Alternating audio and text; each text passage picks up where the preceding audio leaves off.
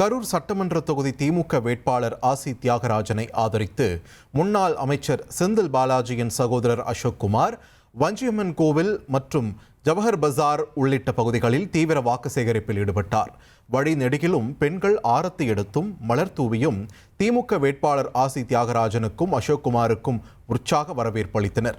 பிரச்சார வாகனத்தில் நின்றபடி பொதுமக்கள் மத்தியில் பேசிய அசோக்குமார், செந்தில் பாலாஜி கரூரை விட்டு எங்கும் செல்லவில்லை, கோவையையும் கரூரையும் தனது இரு கண்களாகவே அவர் கருதுகிறார் என்று தெரிவித்தார்.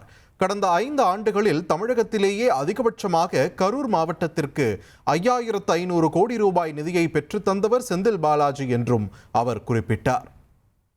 கொட்டையும் தட்டையும் கொடுத்து ஓட்டு வாங்கலாம் நினைக்கிறாங்க. 5500 கோடி நிதியை வாங்கி கரூர் மக்களின் பேரன்பை பெற்று புதிய சின்னத்தில் அண்ணன் தியாகராஜன் அவர்களை வேட்பாளராக நிறுத்தியுள்ளார்கள்.